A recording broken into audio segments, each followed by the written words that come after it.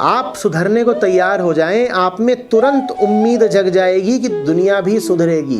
कोई आपको मिले और कहे इस दुनिया कुछ नहीं हो सकता, तो साफ समझ लेना कि वो ये कह रहा है कि मेरा कुछ नहीं हो सकता। कोई मिले और कहे कि मेरी बीवी सुधरने से रही, तो साफ समझ लेना कि वो कह रहा है मैं सुधरने से रहा। जो सुधरने लगेगा उसको तत्काल दिख जाएगा कि सब सुधर सकते हैं, सबको सुधरना चाहिए, सब सुधरने को आतुर हैं। निर्मलता का, निर्दोषता का स्वाद ऐसा होता है कि फिर वो स्वाद तुम सब में बांटना चाहते हो। तुमसे ये बर्दाश्त ही नहीं होगा कि तुम तो निर्मल हो गए और बाकी सब मलिन रहे। तो तत्काल तुम में उम्मीद जग जाएगी। उम्मीद से आगे श्रद्धा।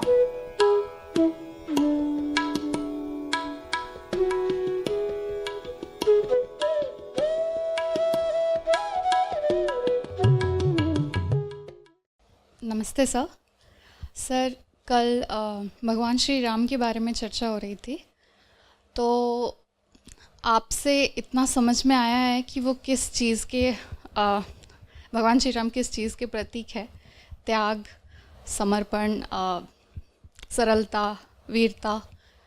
तो ये तो समझ में आया है, लेकिन मैंने ये भी देखा है कि हमेशा जब उनका नाम लिया जाता है तो साथ में ये भी बोलते हैं सिया के राम, सीताराम। और ये चीज़ फिर राधे कृष्ण, इस चीज़ यहाँ पे भी मैंने देखा है। तो इतना मुझे ऐसा तो नहीं लगता कि ये इतनी सरल बात होगी कि बस क्योंकि साथी थे इसीलिए उनका नाम लिया जाता है। तो मुझे ये समझना कि इसका अर्थ क्या है आध्यात्मिक दृष्टि से। मतलब सीता माँ किस चीज़ की प्रतीक है, सिंबलिज्म क्या है यहाँ पे। माँ आपने कह दिया ना, हाँ, तो बस वही है। माँ पहले आएंगी ना हमेशा। प्रकृति माँ है, प्रकृति माँ है, तो उनका नाम हमेशा पहले होगा। चाहे आप सीता की बात करें चाहे राधा की, उनका नाम हमेशा पहले आएगा।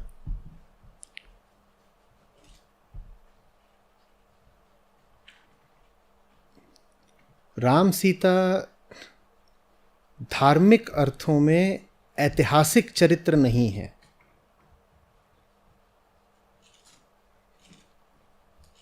वो आध्यात्मिक ऊंचाइयों के विशुद्ध प्रतीक हैं।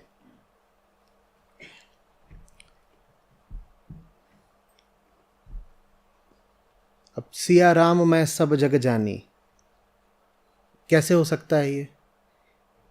सारा जग ही सियामय या राममय कैसे हो सकता है? किसकी ओर इशारा हो रहा है?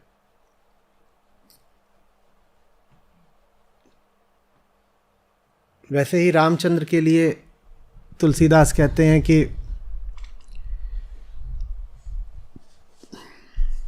फिर जो एकदम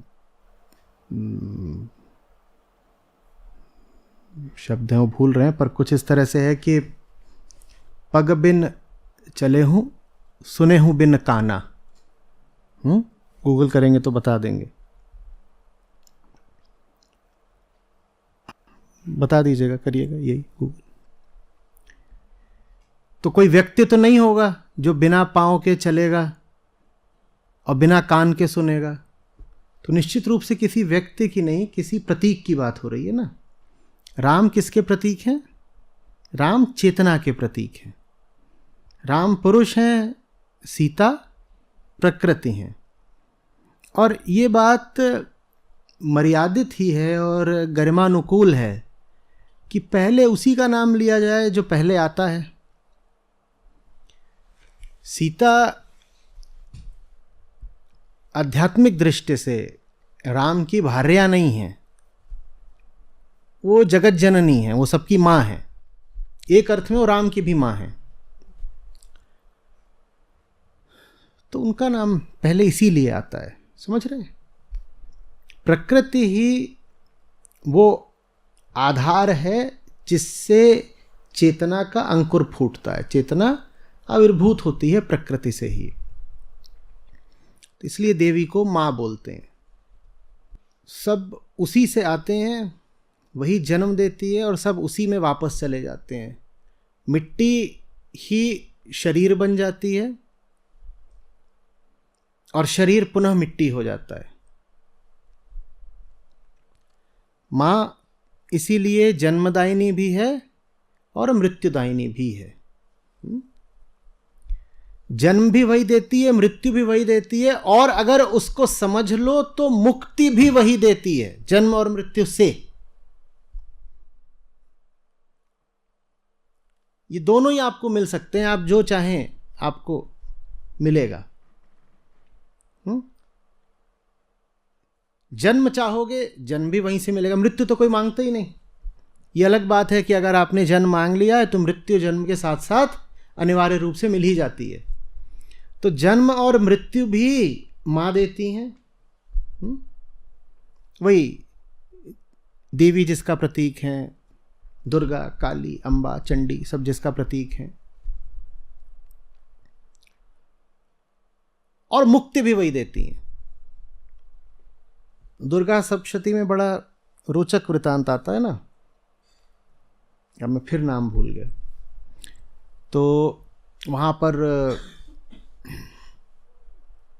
जो शुरुआत ही है सप्तशती की, तो राजा है, मेरे ख्याल से सूरत नाम के राजा हैं, और वैश्य का नाम है, हाँ, समाधि नाम के वैश्य। तो ये दोनों गए होते हैं, दोनों अपना लुटपिट करके ही गए होते हैं, और दोनों की समस्या ये होती है कि दुनिया ने इतना लूट लाट लिया है लेकिन फिर भी दुनिया से मोह आसक्ति छूट नहीं रहा है।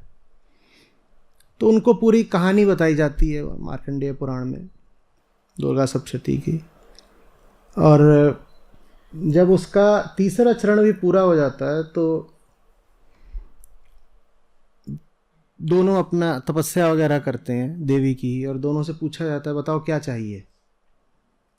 तो राजा तो यही बोलते हैं कि मुझे तो मेरा खोया हुआ राज्य दे दो और पुरानी सत्ता, बल, ये सब लौटा दो, समृद्धि। वैश्य कहते हैं मुझे मुक्ति चाहिए। तो दोनों ही चीजें मिल जाती हैं।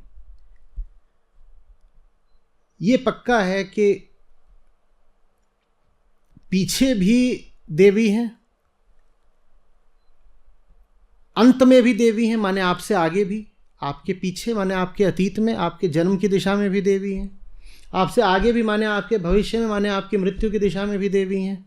और अगर आप जन्म और मृत्यु से और समय की पूरी धारा से अपने आप को मुक्त करना चाहें तो उसकी विधि भी देवी हैं।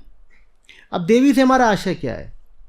जितने भी आपको अध्यात्म में स्त्री चरित्र मिलेंगे वो किसी न किसी तरीके से देवी के ही प्रतीक हैं। ठीक है, सीधे सीधे कहिए देवी के ही प्रतीक हैं, किसी न किसी तरीके की भी कोई बात नहीं। सीता भी देवी का ही प्रतीक है। तो मुक्ति का आशय क्या है?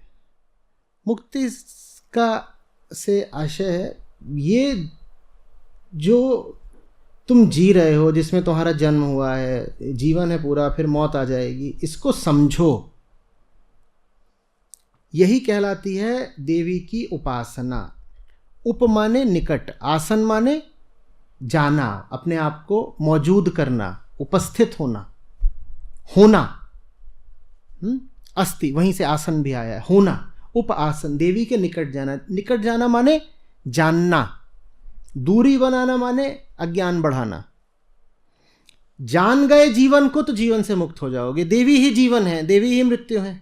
जन्म देवी है, मृत्यु देवी है, और जन्म मृत्यु के मध्य का जीवन भी देवी है। तो इस जन्म मृत्यु के भवचक्र से मुक्त होने का माध्यम देवी है। कैसे? जीवन को जानो, और वही एकमात्र विधि है अध्यात्म में। बाकी सब विधियां ऐसे ही हैं, हवा हवाई। उनसे या तो लाभ होगा नहीं बाकी विधियों से, या होगा भी तो थोड़ा बहुत। जो एक रामबाण विधि है वो यही है, जीवन को जानना। देखो कि क्या चल रहा है। ये हमारी आशा निराशा, सुख दुख, मिलना बिछुड़ना, प्रश्न और उत्तर, स्त्री और पुरुष, बचपन और बुढ़ापा, ये सब क्या है? पाना खोना, न जानना, फिर महसूस करना कि जान गए, ये सब क्या है? ज्ञान किसको कहते हैं? अज्ञान माने क्या? धन माने क्या? तन माने क्या? मन माने क्या? जो इसको जान गया वही देवी की उपासना कर रहा है। और देवी की उपासना की और कोई विधि नहीं हो सकती है। जो बाकी सब हम विधियां करते हैं उन विधियों से बहुत लाभ नहीं होना। देवी की निस्संदेह उपासना होनी चाहिए, और देवी की उपासना की विधि है जीवन का निष्पक्ष अवलोकन। साफ साफ समझना ये जीवन क्या चीज़ है। देवी ही जीवन है। जो जिंदगी की ओर खुली आंखों से देख रहा है, समझना चाह रहा है, वो जान रहा है। तो ये देवी के प्रति सम्मान व्यक्त करने का एक तरीका है कि आप कहते हो सियाराम, सियाराम। उसमें ऐसी नहीं बात है कि महिला तो कमज़ोर होती है ना, तो इसलिए जैसे हम बस में उसको आरक्षित सीट दे देते हैं, या ट्रेन में चढ़ना होता है तो हम कह देते हैं लेडीज़ फर्स्ट, उसी तरह से हमने कह दिया है कि सियाराम में सिया फर्स्ट। नहीं, वैसा नहीं है। ये कोई शालीनता की या संस्कारों की बात नहीं है, खोखले सम्मान की बात नहीं है। इसके पीछे एक अस्तित्वगत सत्य है, और वो ये है कि सिया ही पहले आती हैं। सिया ना हो तो राम हो ही नहीं सकते। राम हो ही नहीं सकते। ठीक है। गुरु नानक देव जी की वाणी में आता है, वो कहते हैं कि ये कौन से लोग हैं जो नारी को हीन समझते हैं।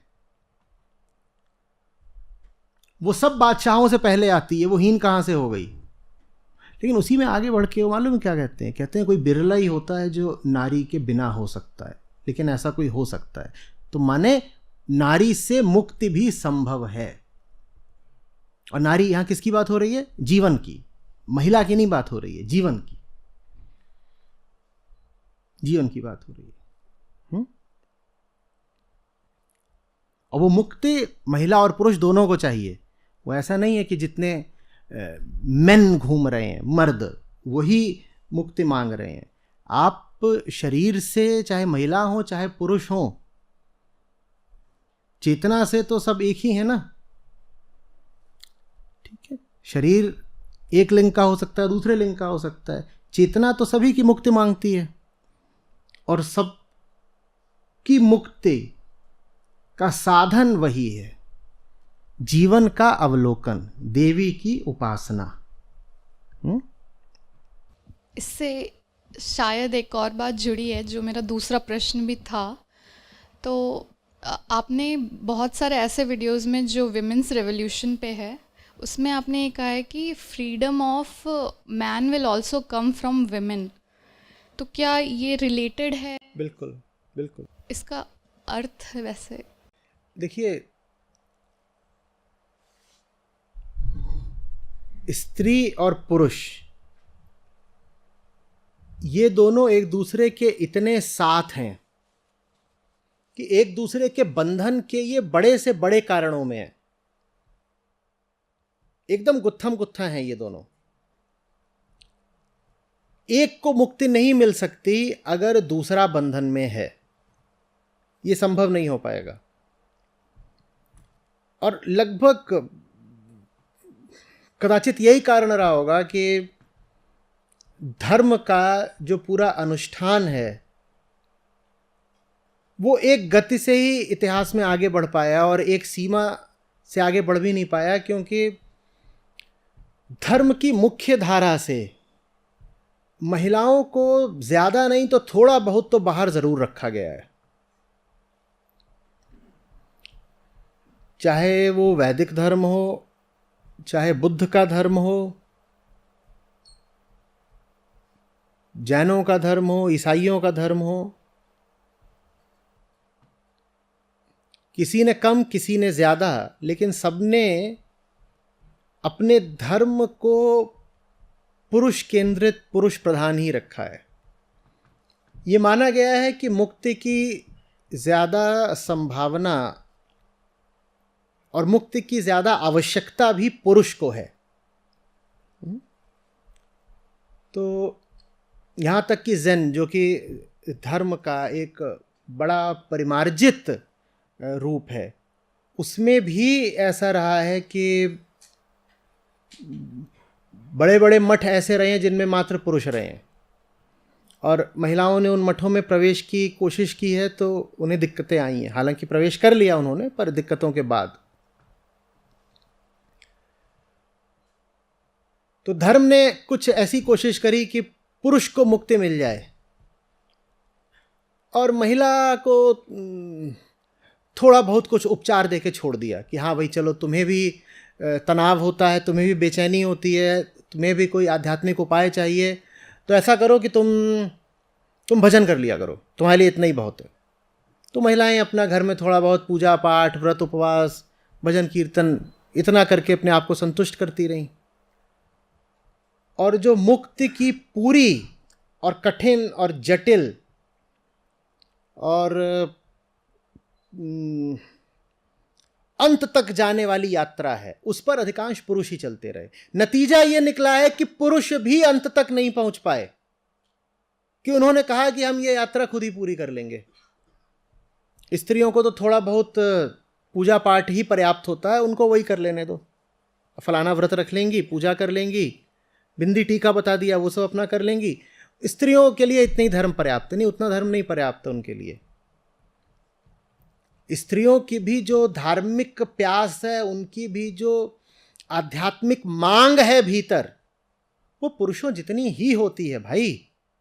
और आप उस मांग को संबोधित नहीं करोगे, आप उन्हें उनका आध्यात्मिक अधिकार नहीं दोगे, तो नतीजा ये निकलेगा कि पुरुष भी बहुत आगे तक नहीं जा पाएगा। ऐसे ही देख लो कि आधी आबादी तो महिलाओं की ही है ना।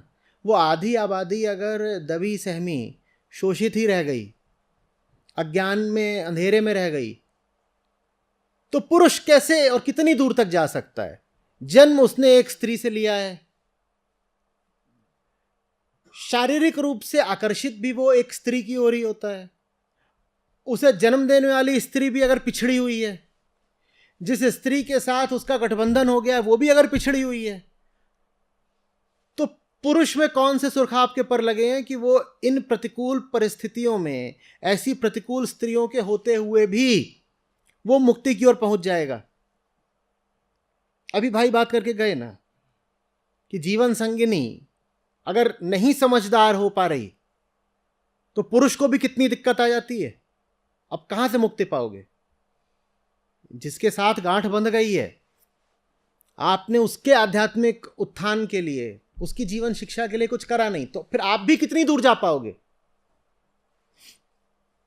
एक खंभे से आप बंधे हुए हो, कौन सी उड़ान आप उड़ लोगे बताओ?